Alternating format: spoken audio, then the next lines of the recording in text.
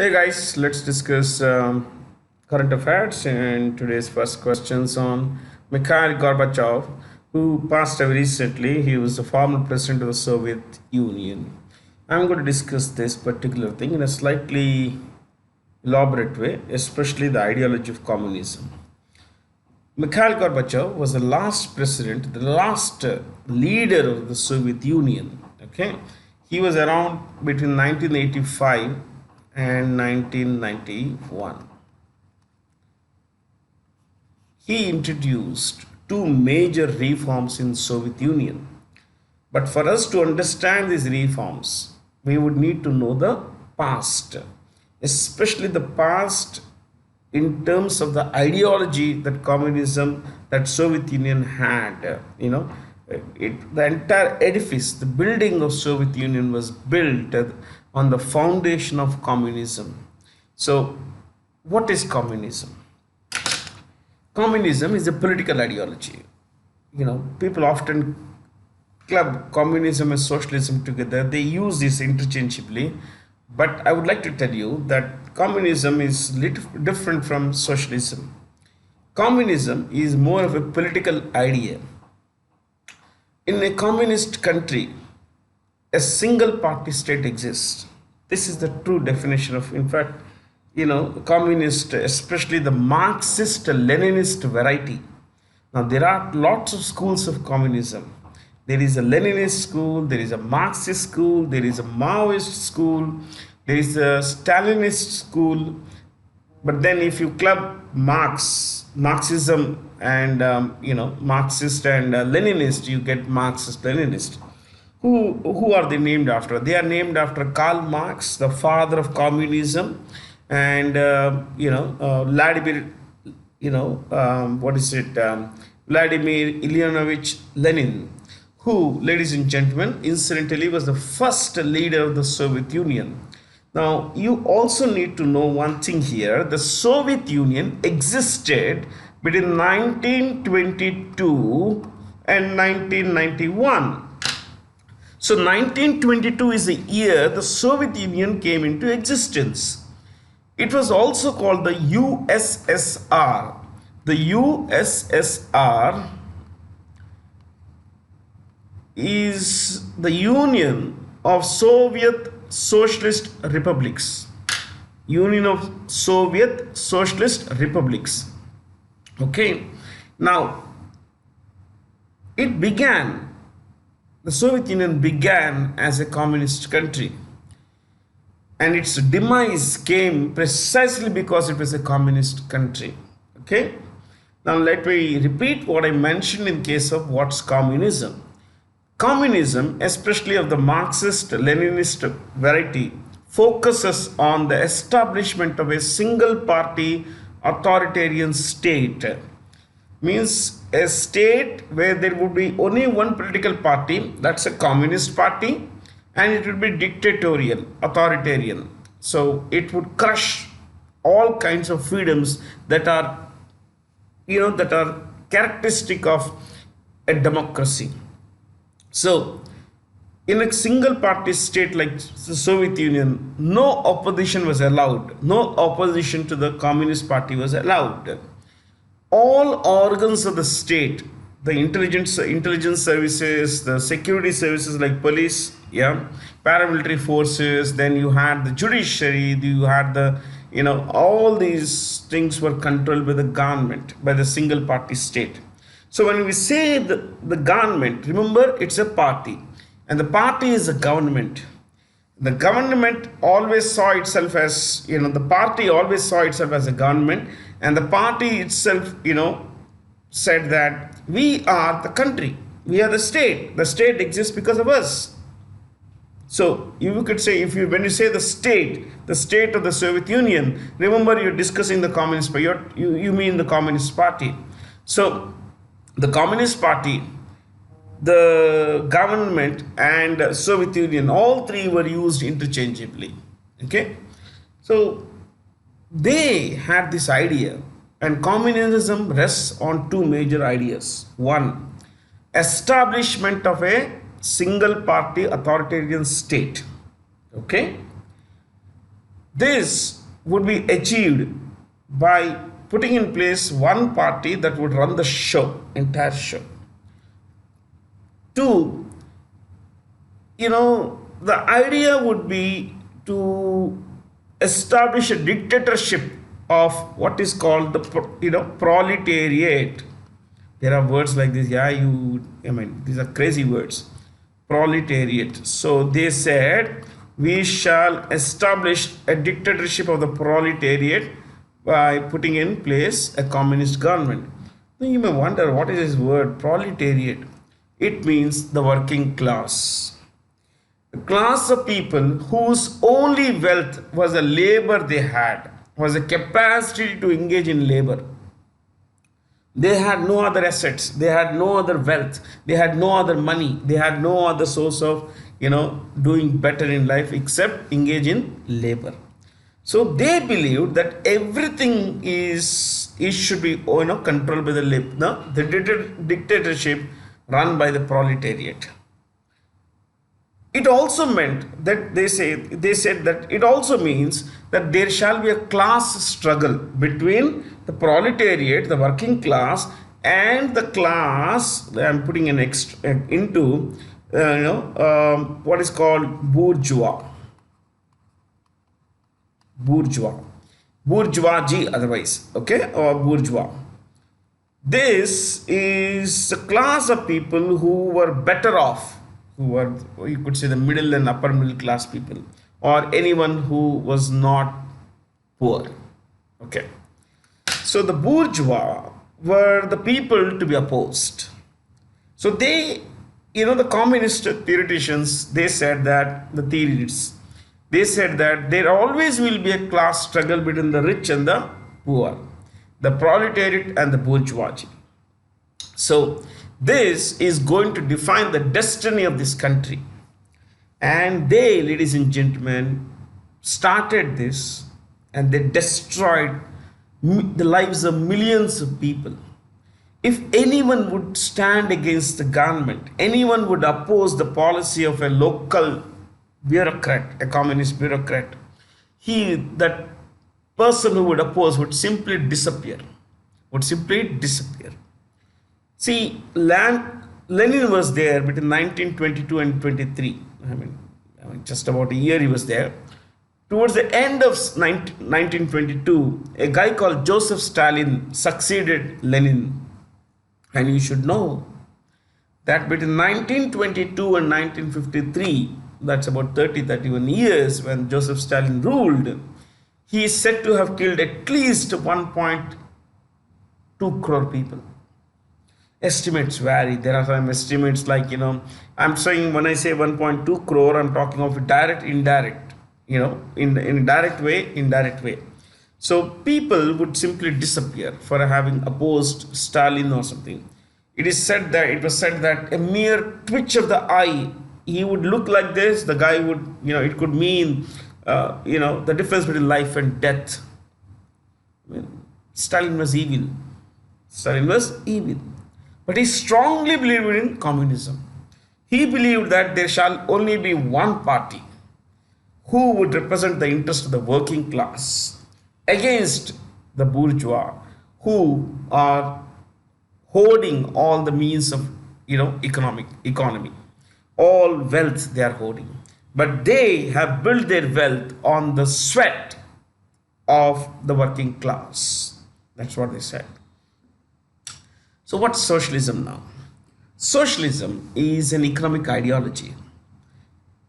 It talks of the social ownership of different or four factors of production. So they said that all the land shall be owned by the government. So the social ownership effectively is the party's ownership. The party is the government, yes. So if the government would own, it means the party would own the land. So all the land in the country would be owned by the government. Labor, people like you and I would work for the government. So labor would, work for the government. Capital would be provided by the government. And the government will bring all this together. So all economy, the whole economy rather, all economic levers were controlled by the government. So socialism is an economic ideology, economic policy of social ownership. The idea behind this is to establish a classless society. Classless means no rich, no poor. So if everything is owned by the government, you and I work for the government, obviously you won't be treated any different from me. You won't be treated any different from me, which means that both of us would earn more or less the same salary, and the government owns everything. Considering the government owns everything, it won't sell to us. So we would have the same resources as everybody else. So there won't be a class, no rich, no poor. That's how it is. So that's a goal, end goal, to establish a classless society. But then, human nature, by nature, humans are like, why would I work for someone else, if I don't get anything out of it? And this built a lot of contradictions in the Soviet society. There was a great deal of inefficiency, there was a great deal of scarcity, there was a great deal of, violence if you went against the state, which is the party. So it is, see, when you talk of Hitler, you talk of concentration camps where Jews were killed. Yeah. But the Soviet leaders established what is called the Gulag. What is it? Gulag. The Gulag was kind of a camp, a prison, in especially cold places like northern Siberia, within Siberia, northern Siberia, or northern, what is called tundra area. There was this place called Murmansk, all these places had lots of gulags. So anyone who was deemed an enemy of the state, which means someone who was critical of the government, would outright be killed or sent to this gulag, where the person would be made to work in slavish conditions like a slave. It is believed that between 1922, the year Stalin came to power, till his death in 53, he sent nearly 74 lakh people to the Gulag. Take 75 round figure, 75 lakh people died here. Man, this is all evil stuff. Please know that. These guys were all evil. Gorbachev wanted to change that. He came to realize that it is, unless we change, unless we bring in some kind of a economic incentive for people to do better, we are not likely to survive. So he brought in two policies. Just a second, please. Let me clear this. He brought in the policy of what is called glasnost. You could write this. They may ask you this in the exam. Glasnost. What is glasnost? You could write this. It means openness. Russian for openness. Openness.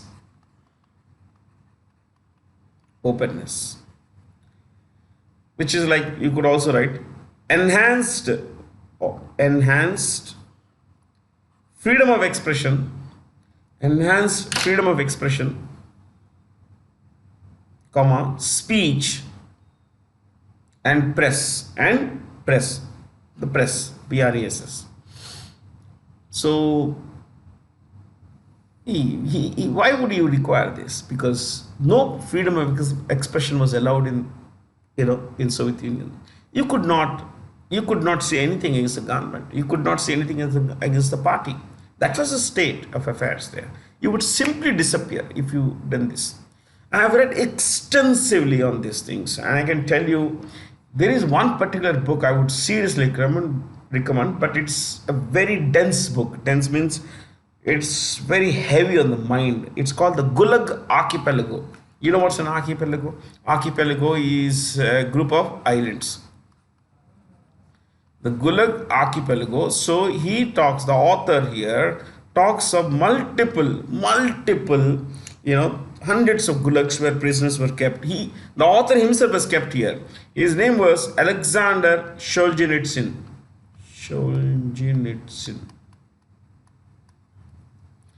he survived, of course.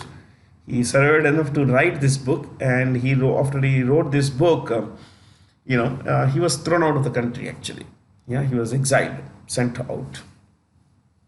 The Gulag Archipelago is a very dense book, but it is a story of the brutality of the state towards its own people. Yeah. So Glasnost, and another one you could write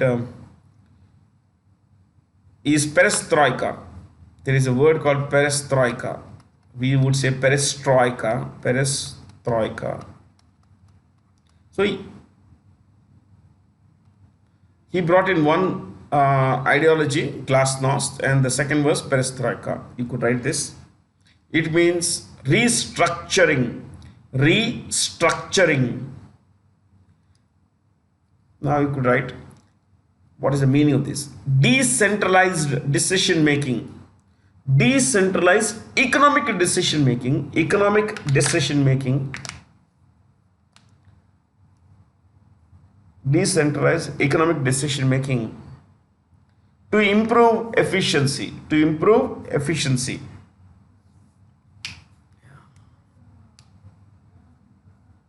To improve efficiency. So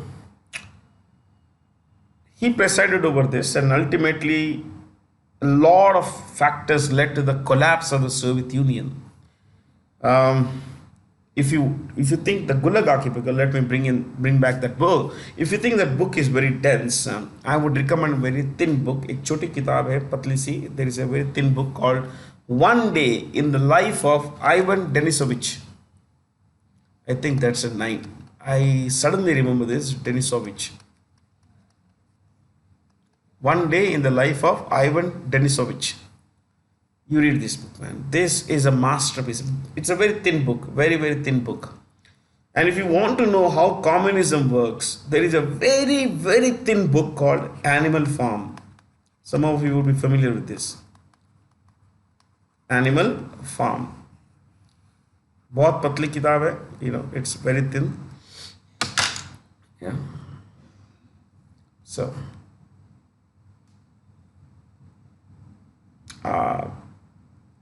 there is no one particular reason why the Soviet Union collapsed in 91, but when it collapsed, the 15 provinces in the USSR became 15 independent countries. 15 independent countries, okay? Like Russia, Ukraine, Belarus, Estonia, Latvia, Lithuania, okay? So I mentioned 6, I guess. Then Moldova 7, 8 Georgia, 9 Armenia, 10 Azerbaijan, 11 Kazakhstan, 12 Uzbekistan, 13 Kyrgyzstan, 14 Turkmenistan, 15 Tajikistan. So the 15 provinces became these 15 independent countries. Okay, so that's the idea. I did not discuss Cold War. I did not discuss the rivalry of the USSR with the US. Okay, I just focused on what's communism, socialism, and a couple of policies that Gorbachev is said to have had brought into the Soviet society. Okay, I'm not going to discuss the choices also. Usually I discuss all the choices, but not today. This has been pretty heavy. The United Nations sessions to protect biodiversity in high seas recently ended with a treaty. The session was held in New York. Now, what was the name of this session? You could write this actually. It was not the United Nations session to protect biodiversity. It was called, you could write this, the fifth UN Intergovernmental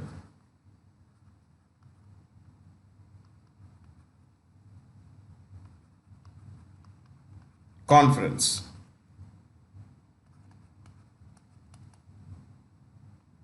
Okay, the fifth UN Intergovernmental Conference was held in New York in sometime last week of August. I want you to know something here. In this, when you would read literature concerning this particular kind of conference or biodiversity in high seas, what is high seas? We need to know these terms. Okay, you could write this. One particular term it used was BBNJ. BBNJ. What is BBNJ?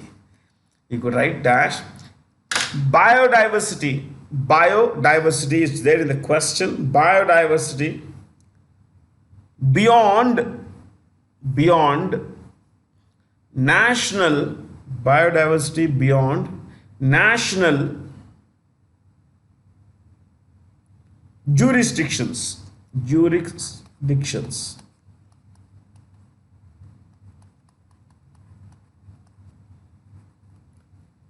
Biodiversity beyond national jurisdictions.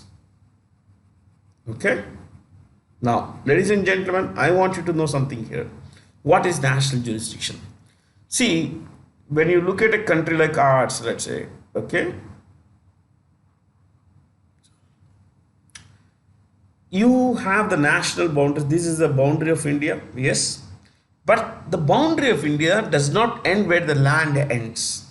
There are two kinds of things you need to know. One, the territorial boundary of India extends 12 nautical miles from the coast. 12 nautical miles from the coast. So from the coast, if let's say I'm standing on the coast, 12 nautical miles into the sea, that would be India. Okay, that's about 18 kilometers, something like that. Yeah, a little more than that. So you have 12 nautical miles, but beyond 12 nautical miles also there is something exclusive, which is called, so let me repeat here, the territorial boundary of India extends 12 nautical miles from the coast. Okay, 12 nautical miles into the sea from the coast. Next,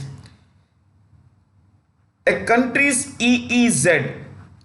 EEZ is exclusive economic zone. You could write this. Exclusive economic zone. A country's exclusive economic zone extends up to 200 nautical miles from the coast. 200 nautical miles from the coast. So this is a zone where our fisher persons, our fishermen, women, our we could scour for minerals, metals, whatever down there, hydrocarbons. Yeah, all the marine resources within this we could lay claim over these things. Okay, so up to 200 nautical miles.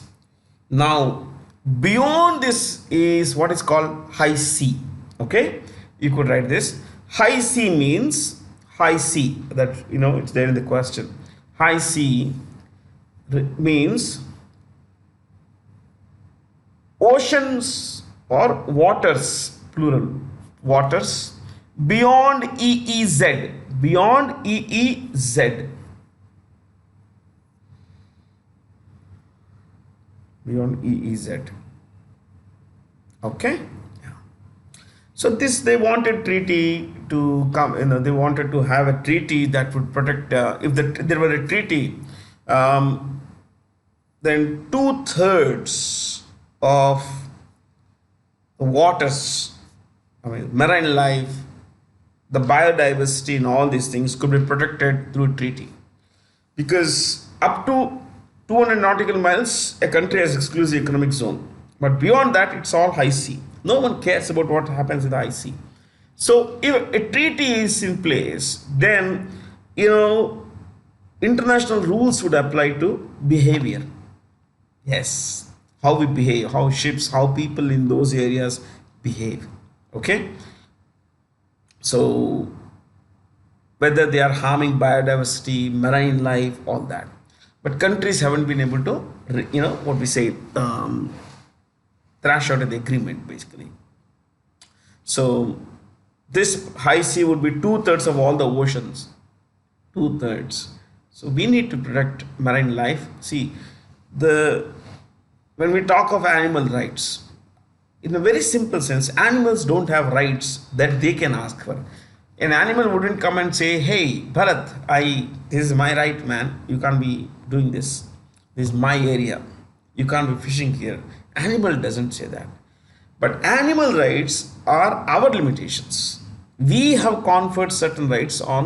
See, it may be very what we say. You know, there is this a word that would mean that, a word that would be very belittling of animals, but I would say that animal rights are rights that we have conferred on our behavior towards them. So there are limitations to our behavior towards them. That is the way we behave. We need to behave well. We need to be protected. We need to protect them from our behavior and others, basically. So somewhere down the line, it would be very arrogant of us to say that animals don't have rights. Animals have rights, but they put limitations on our behavior. Just like our rights, my rights put limitations on my own behavior towards you. Rights come with limitations. Yeah. So let's see. They're going to meet again in December. Let's see how it works out. The choice 4 there, Sacramento and Los Angeles are in California state of US. Sacramento, I think, is the capital of the American state of California. Yes, Sacramento. Which Indian state is hosting the Rajiv Gandhi Rural Olympic Games in more than 11,000 panchayats? The way to answer this kind of question, you have to think about when you say Rajiv Gandhi, there must be Congress ruled state. Yeah, I mean the big states, I can see only Rajasthan being ruled by Congress. Yeah, big states, very big states. It is India's biggest state by area. So Rajiv Gandhi Rural Olympic Games are being held in Rajasthan, and it has created a Guinness World Record. Since it's now not called Guinness, it's simply called Book of World Records. Okay, I want you to know one thing, that it has created a world record rather, by in the category of the largest number of participants in a sporting event. You know how many? 29.8 lakh people are participating across 11,000 panchayats. 11,000 panchayats in Rajasthan. Nearly 30 lakh people are participating in this event. 30 lakh people.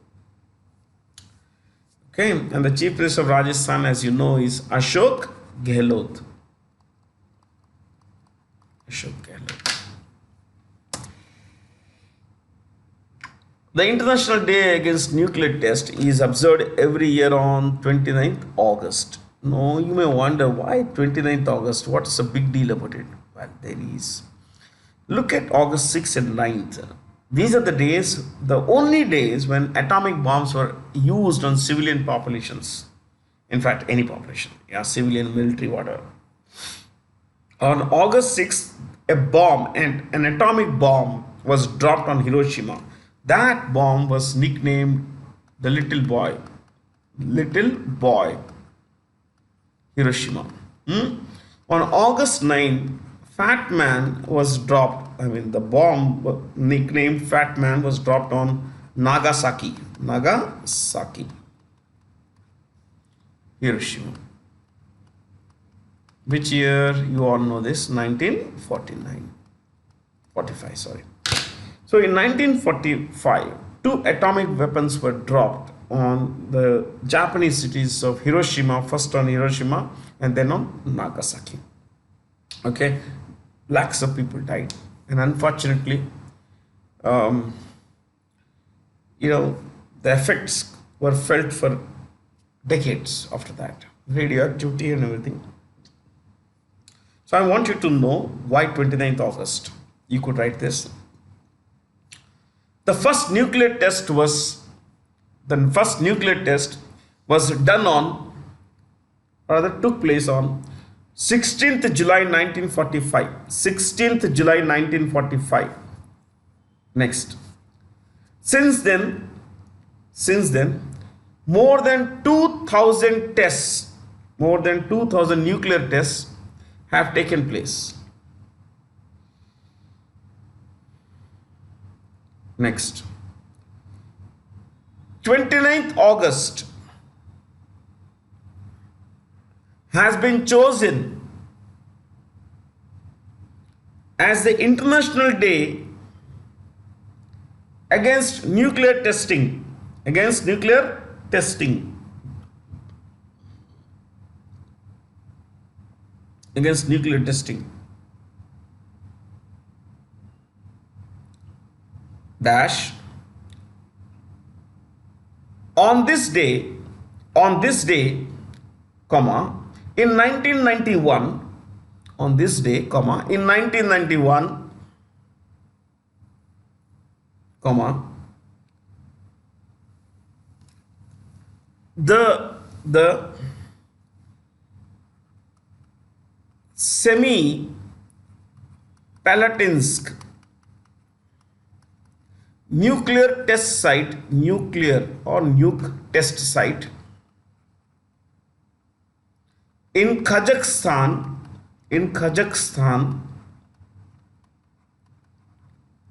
Semipalatinsk nuclear test site in Kazakhstan was closed forever. Closed forever.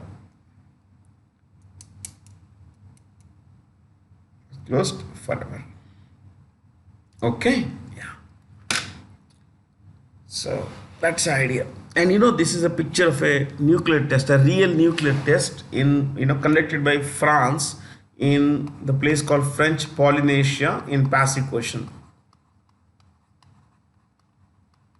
And this is called the Likoma nuclear test. Likoma, place called Likoma nuclear test. Yeah, that's what is called the mushroom cloud. This is called the mushroom cloud.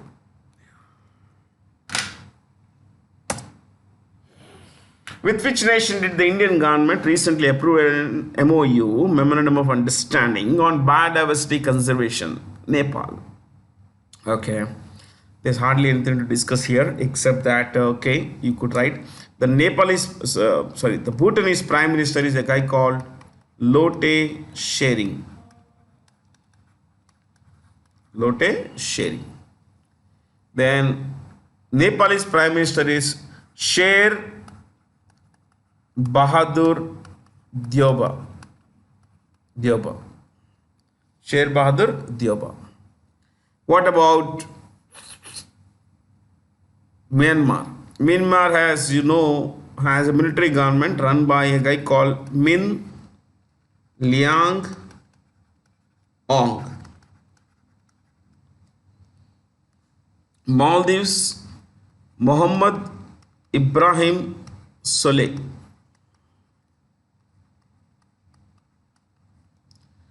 Bangladesh, Sheikh Hasina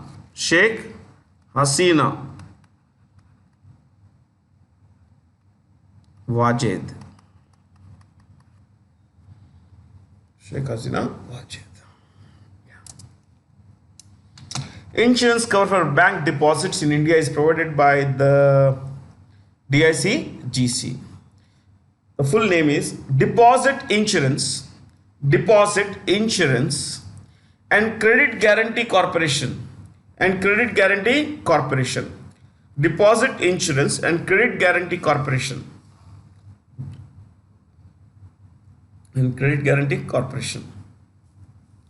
Okay. So up to 5 lakh rupees per bank, your money is safe. Okay, your per branch your money is safe up to 5 lakh rupees. Beyond 5 lakh rupees, the money is not insured. But up to 5 lakh rupees, the RBI says will give back. So it's insured. Yeah. And who heads this? This is a division of the RBI. So this is headed by a guy called Michael Debabrata Patra. As you know, he is one of the 4 deputy governors of the RBI. 4 deputy governors of RBI. Michael Debabrata Patra is the director or the executive director of DICGC. Fair? LIC Mangalam Ramasubramaniam Kumar. Mangalam, that's the chairman's name. Mangalam Ramasubramaniam Kumar.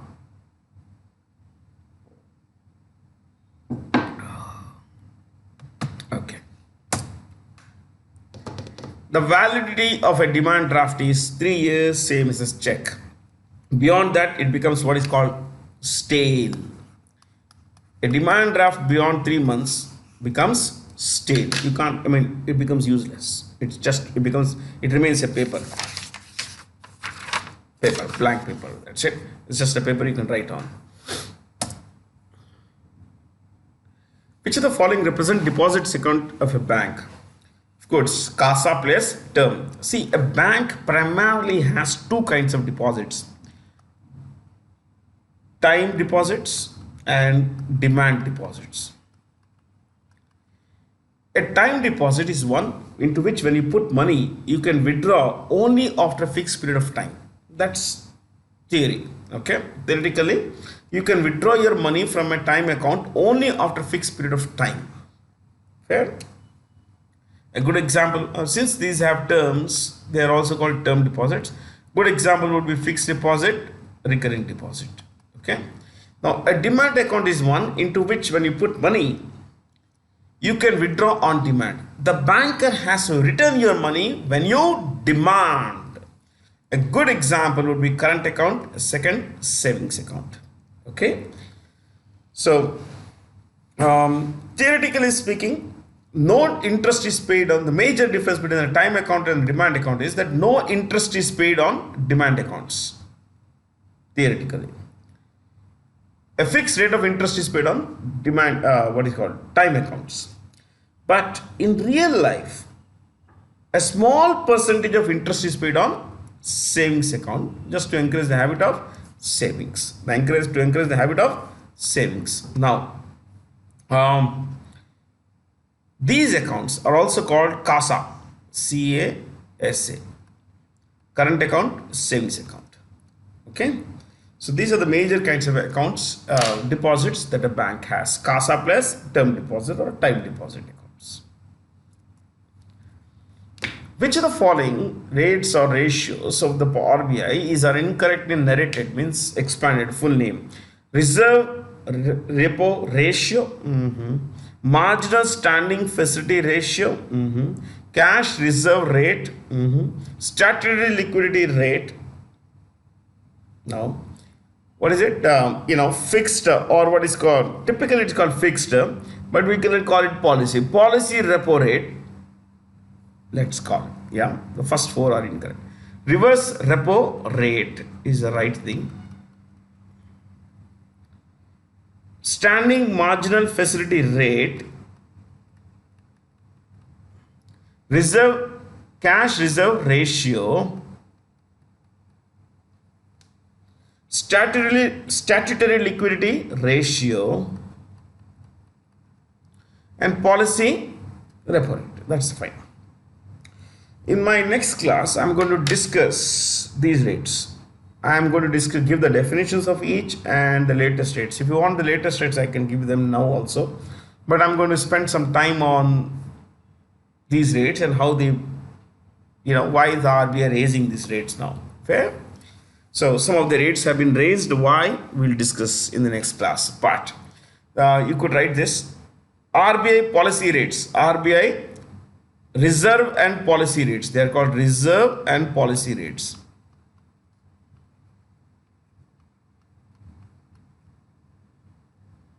Reserve and policy rates. One, policy repo rate. Policy repo rate.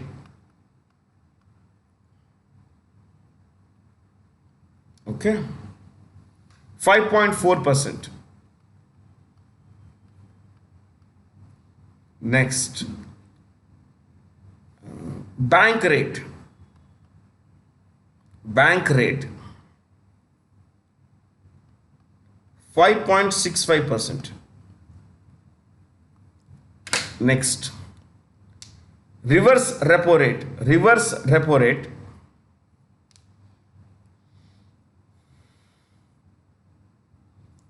3.35%. 3.35%. Next,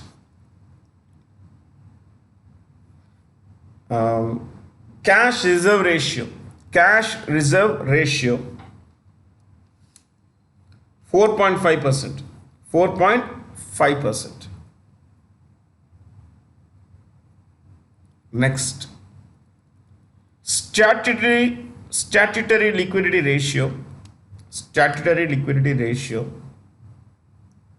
dash 18%. 18%.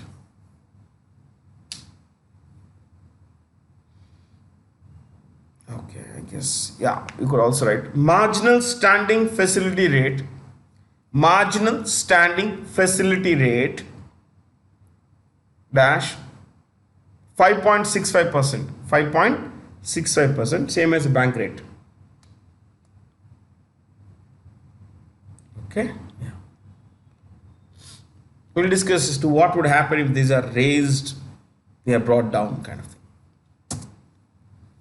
Which country recently finalized the details of the MOU of the Kushiara River water distribution with India? So it's Bangladesh. You can see in the map it's Bangladesh. This is all Bangladesh. Yeah. Now the thing about this is that you could write this Kushiara River water distribution. Kushiara water distribution will benefit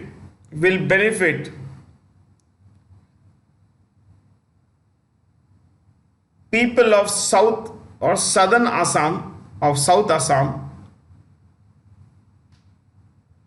and northeastern Bangladesh and northeastern Bangladesh. Northeastern Bangladesh. Now this is a river that starts in India, flows into Bangladesh, but when it concerns river water sharing, there have always been disputes. There are disputes between countries, there are disputes between states in India. If you look at Kaveri, sharing, water sharing, Karnataka and Tamil Nadu have always been fighting. Yeah, I mean, there are plenty of such disputes. Krishna water dispute, Godavari water dispute. See, when we discuss these kinds of things, river waters, there are two terms you should know. Upper riparian. Upper riparian. Okay, and lower riparian. Sorry. Upper riparian and lower riparian. Upper riparian, let's say for example, in the case of the Kushiara river, it starts in India. Yeah. So India is the upper riparian state. And because it flows down, it's a downstream. Downstream, where is it? It flows into Bangladesh. So Bangladesh is a lower riparian. Now we also need to if you look at Kaveri, okay, Kaveri, Karnataka is the upper riparian. Karnataka is upper riparian, and Tamil Nadu is lower riparian. That's it. Okay. Yeah. See, when rivers when they move between when they flow between nations, they impact everyone around them. I mean, they impact boatmen, they impact fishermen, they impact farmers, they impact common people who use it for drinking water, who use it for ferrying between places, yeah, moving between places. And when it concerns countries that are a great deal water scarce like India and Bangladesh are, it puts that additional pressure on thrashing out an agreement that would help both, the people of both countries. Okay, so Fahmida Azim, winner of the 2022 Pulitzer Prize in Illustrated Reporting Commentary category, is from Bangladesh. She's settled in the US, most likely. She's more of Bangladesh origin basically. Okay, she's an American if I'm not wrong, but of Bangladesh origin. Now, thing about this is the Pulitzer Prize is given by the Columbia University. Columbia University. It's given by the Columbia University on behalf of the Rockefeller Foundation. Rockefeller Foundation. Okay, on behalf of the Rockefeller Foundation. Now, this prize is limited to only Americans. Please know that. Okay. That's why I said Fahmida is more of an American than a Bangladeshi. So this particular prize is given in illustrated reporting. Illustrated reporting is graphical. Let's say, I tell you a story by drawing things and everything. That's graphical illustration. Fair. So she is, she's an expert in narrating stories like this. She won in this category, and before that, the Pulitzer Prize is given in a lot of categories: music, in journalism, within journalism, print media, and then electronic media. Within this, there are other medium subcategories and everything. It's also given for the best work of non-fiction. Okay, now you need to appreciate something here, that this particular prize that Fahmida had won was for her and the work of three other persons. They are all together, okay, colleagues there, for their illustrated graphic reporting on the mistreatment of or the oppression of the Uyghur community in China.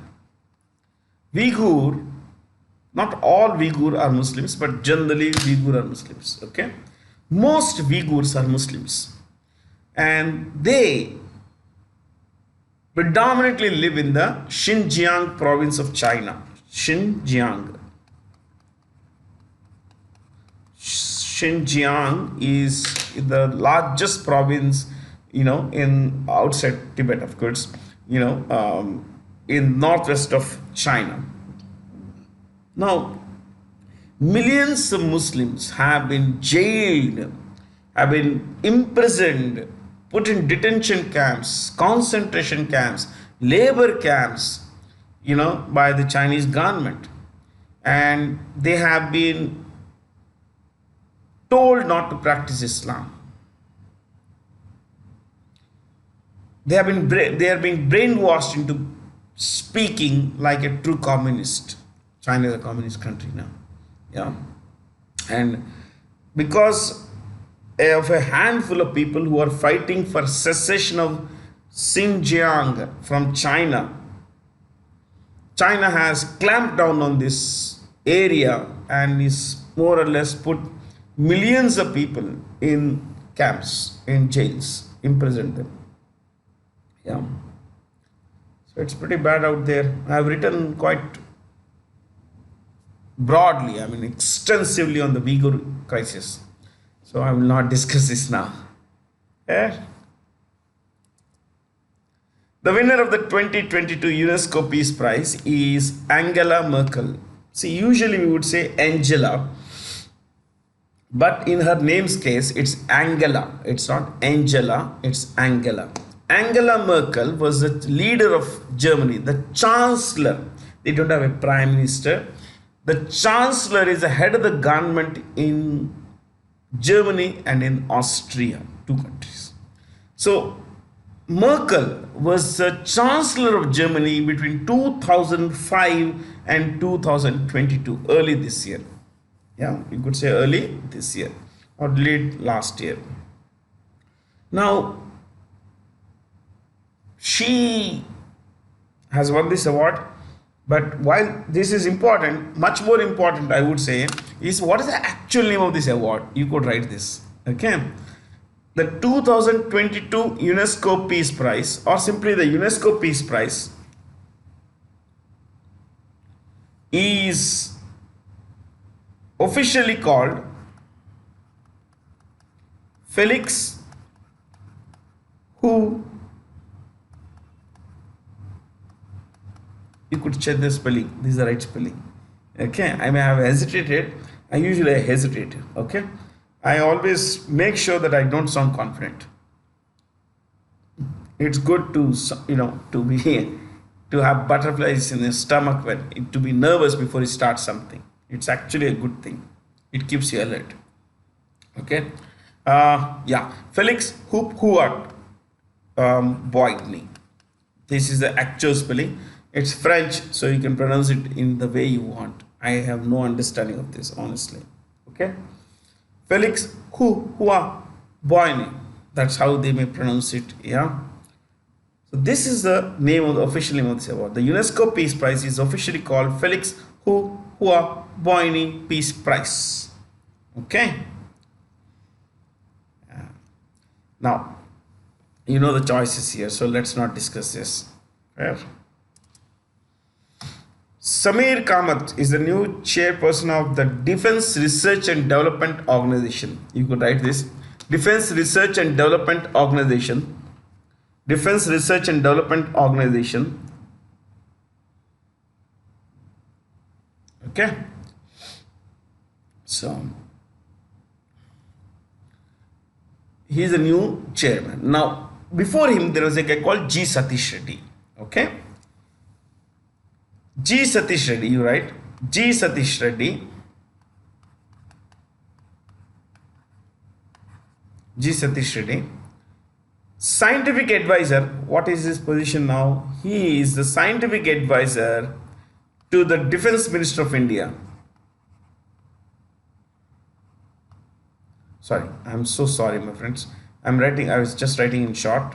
Defense Minister of India. Defense Minister of India. Scientific advisor to the Defense Minister of India. CCMB, you don't require the guy's name who heads it, but yeah, you could write Center for Cellular and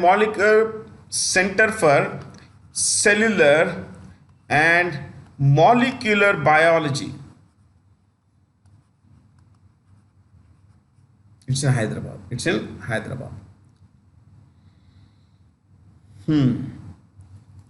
Next, CSIR, Council for Scientific and Industrial Relations. Council for Scientific and Industrial Relations, or scientific, not relations, I'm so sorry, research. Council for Scientific and Industrial Research, dash. Who is the Director General? We have the first ever woman Director General of the CSIR, and her name is Dr. Nallathambi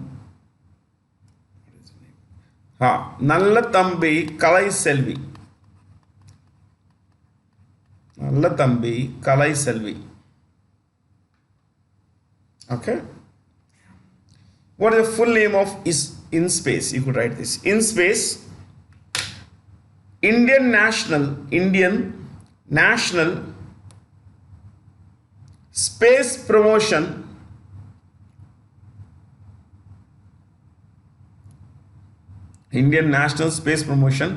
and Authorization Center.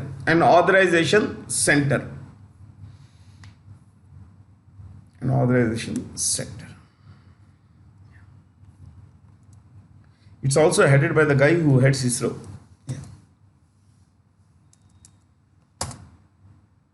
The Cabinet Committee on Security recently approved Tejas Mark II fighter jet project. This will be manufactured by Hindustan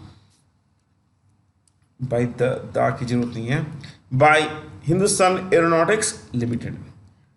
This is Bangalore based, and its chairperson is R. Madhavan.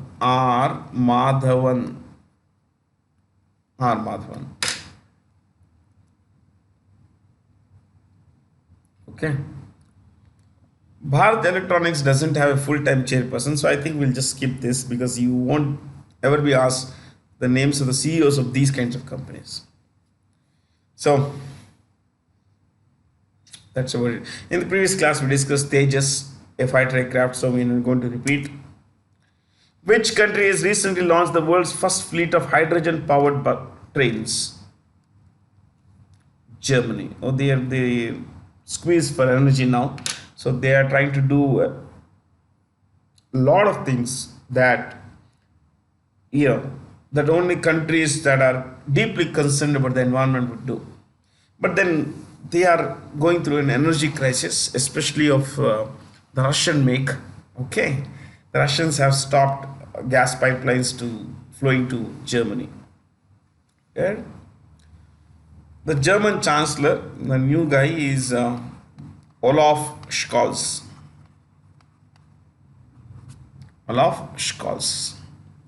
Japanese Prime Minister is Fumio Kishida. Fumio Kishida. China, we all know. South Korea, you need repetition here. Yoon Suk Yeol. France, you know, anyway. So environmental measures are being taken by Germany and all that, but the Russian crisis has pushed them. They recently switched down nuclear power plants. They said these are environmentally damaging. We don't want this and all that. Now the Russians have closed their gas pipelines. They aren't supplying. So Germany is reopening those nuclear power plants. Okay. So India's first 3D, three-dimensional printed post office will soon come up in Bengaluru. Yes, the building will be 3D. It will be built by 3D, three-dimensional printers. Okay.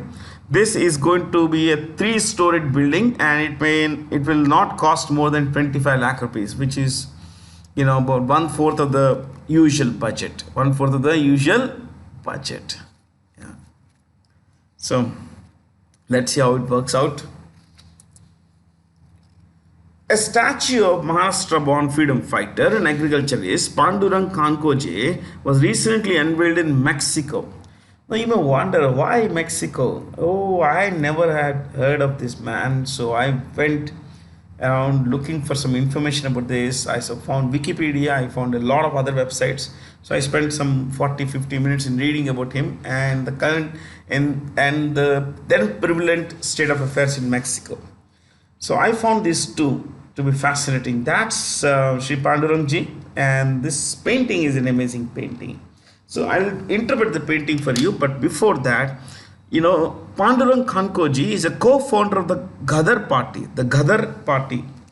Ghadar. Co-founder of the Ghadar party. He was a revolutionary, a communist, you could say. Okay, yeah. He was a revolutionary who wanted, who used different kinds of means to achieve freedom for India. So in the 1920s, he moved to Mexico. And, he joined the Mexican Department of Botany and Agriculture. Through his sheer hard work, exceptional work ethic and learning, which he brought to his job, he was moved to the position of Director of Agriculture Department, Government of Mexico. Yes, Mexico's, Director of Agriculture, basically. Think about that. That's a great honor. Now, if you look at this painting carefully, this is one that is found in the public education office in Mexico City. This is a way of acknowledging the great contribution of Pandurang Kankoji to food self-sufficiency in Mexico. Okay, not just Mexico, especially in South and Central American countries. So let me tell you something about this painting, which I found and which I had someone else, I read some stuff on this. It was done by a Mexican. Now, if you look at it carefully, some of you would recall that this painting looks like the Last Supper painting featuring Jesus Christ and his disciples and his apostles, basically, and his disciples. This looks like the Last Supper, SUPPER. आप एक बार देखिए, it will depict Jesus Christ in that. Now, in this painting, the Mexican artist had said that the person who is breaking the bread, that's the highest honor, is Pandurangji. This is Pandurangji. Okay? Yes. He is sitting there and he is breaking the bread to be distributed among the, to the people around the table, sitting around the table. That's a guest. So you look at this. This is a Mexican farmer. Okay, this person standing here. This is a Mexican military soldier.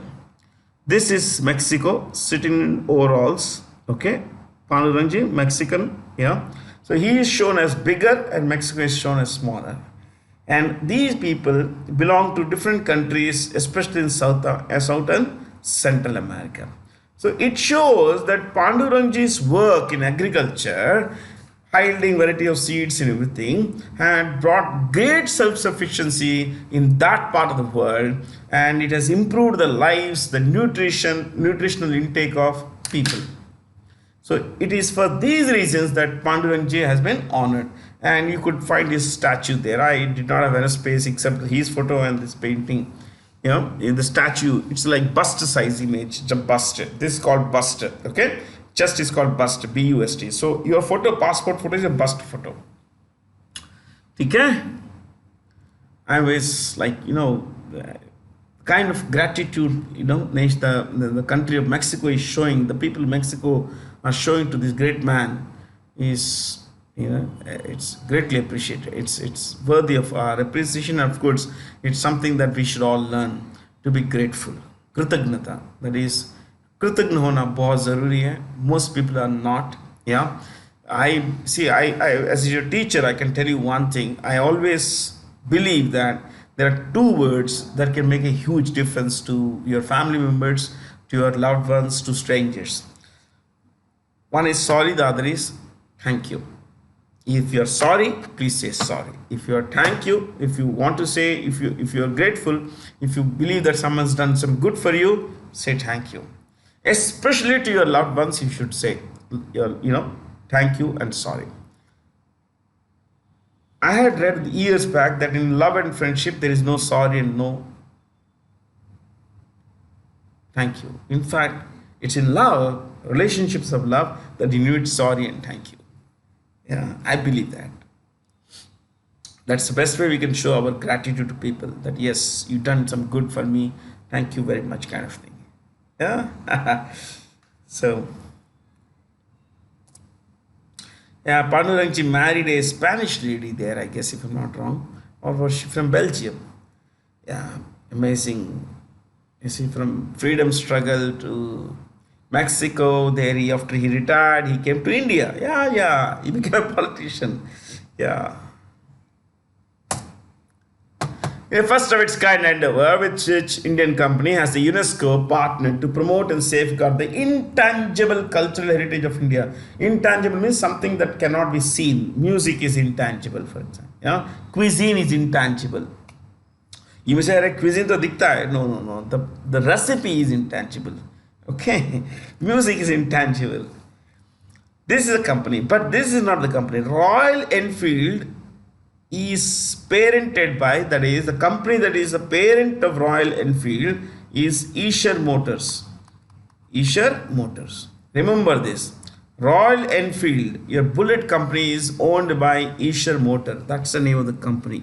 And its CEO is a guy called Siddharth Lal.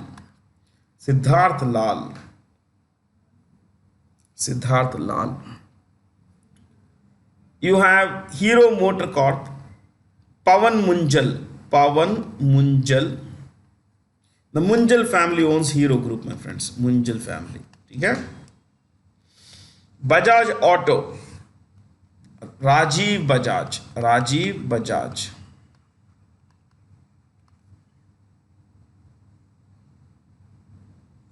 TVS Motor. K.N. Radha Krishnan. K.N. Radha Krishnan. That should be fine, yeah.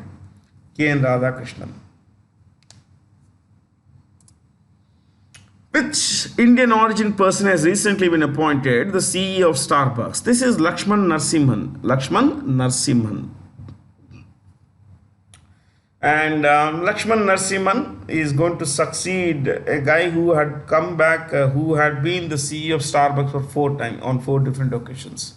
Yes, Howard Schultz. Don't worry about him. Write this guy's name. That's enough. And Starbucks is headquartered in, what is this place? Seattle. It's headquartered in Seattle in Washington State. And it's the world's largest coffee house chain. World's largest coffee house chain. Okay. Next, what about these guys? Yeah. See, these are of Indian origin, but they are all American citizens. Shantanu Narayan. You know this company called Adobe? Adobe. The E is pronounced, my friends. Yes, it is pronounced. Adobe is the full name is Adobe Systems, I think. Yeah, Adobe Systems. This guy Shantanu Narayan has often been rated a top five CEO in the world.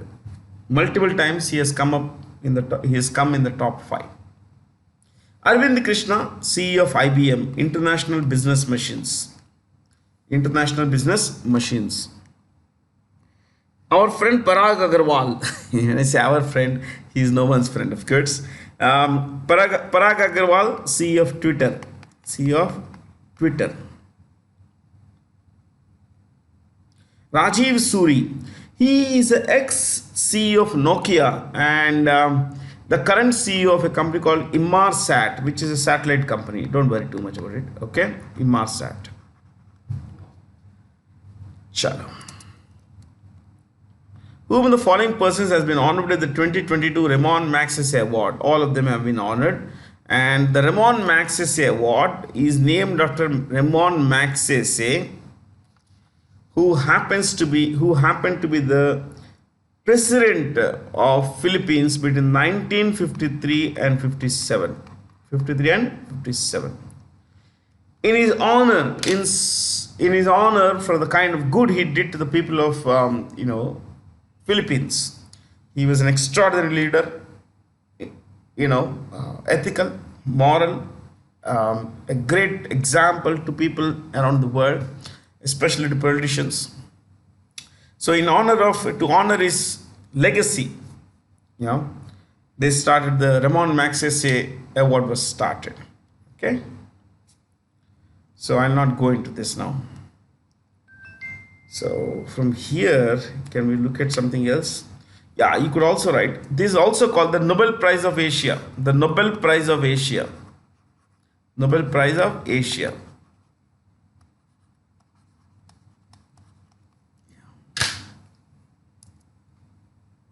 Who will lead the expert committee constituted by the Ministry of Road Transport and Highways on electric vehicle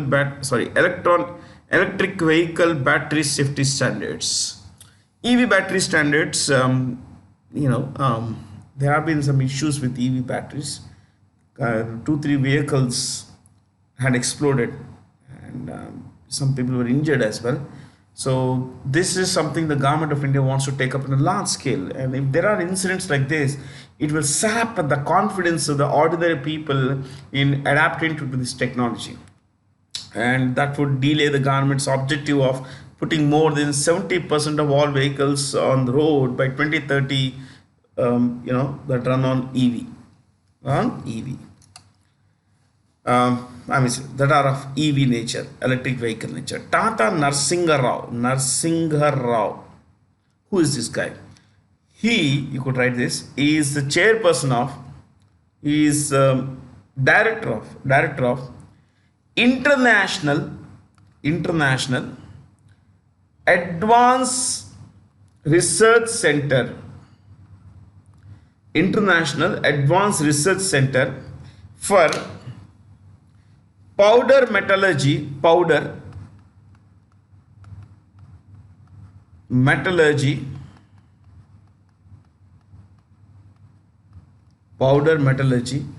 and new materials or materials, as some people say material. You can say material also. No? New materials. He is the director of the International Advanced Research Center for powder metallurgy and new materials. Fair. This organization is in Hyderabad. It's actually called, ARCI Hyderabad. Chalo. Gunter Bushek, my friends, is the CEO of Tata Motors. Nandan Nilekani co-founder and non-executive chairperson of Infosys. Co-founder and non-executive chairperson of Infosys. Next, Rajiv Kumar, Chief Election Commissioner of India. Chief Election Commissioner of India. Anand Mahindra, Chairperson of Mahindra and Mahindra Group. Mahindra and Mahindra Group.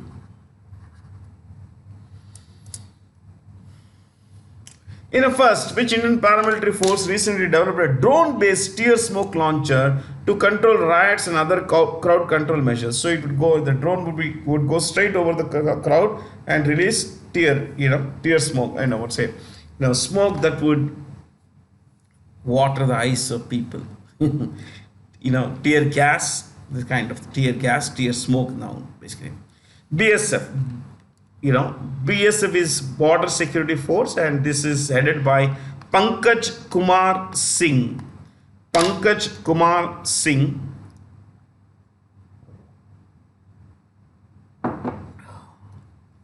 Next, Central Reserve Police Force. Kuldeep Singh. This is the spelling. Kuldeep Singh.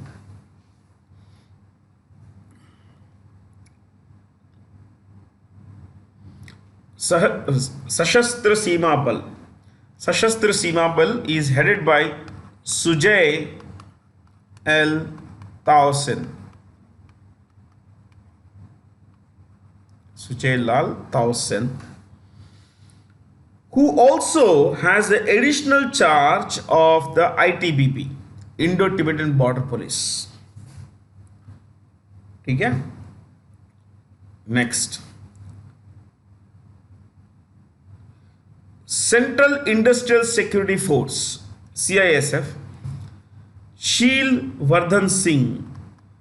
Sheel Vardhan Singh. Sheel Vardhan Singh. Sheel Vardhan Singh. Okay, I guess that should be fine. India surpassed the United Kingdom to become the largest economy in the world, fifth largest economy in the world. So by GDP, GDP is gross domestic product. Gross domestic product. Gross domestic product. It's not gross. We should pronounce it as gross. Yeah, gross domestic product. So which is the money value of all goods and services produced in one country in 1 year. To repeat, the money value of all goods and services produced in one country in 1 year. In 1 year. In 1 year. The top 5 countries by GDP rank country GDP in dollar trillion. 1 trillion equals 1,000 billion. Okay, ladies and gentlemen, there we go. Rank 1, United States, 25.3. 2, China, 19.9. 3, Japan, 4.9. 4.9. 4, Germany. 4.1. 4.3. Sorry, 4.3. 4.3. Fifth rank 5, India, 3.5. 3.5. And if you want Britain also, though we mentioned top 5, 6 you want, right? 6, top 7 you write, yeah. 6, UK, 3.4. 7, France, 2.9. It's actually 9.4, make it 2.9. So what do these numbers mean? It means This is the value of all that a country produce in 1 year period. Let's say India, we produce this phone, okay? We produce this pen tablet, this, let's say the spectacles, fair, the spectacles, AC, yeah, there are two ACs here. There is a chair, there is a table, everything that we produce in all kinds of physical goods. I'm delivering a service. My service is for time and I'm paid salary for this, okay? Now, ladies and gentlemen, the money value of everything is added, okay? The money value of everything is added, and the value you get in the end is the gross total domestic within the national boundaries of the country. Gross domestic product. Okay, so India produced goods and services worth $3.5 trillion, which means $3,500 billion. So our goods and services are worth $3,500 billion this year.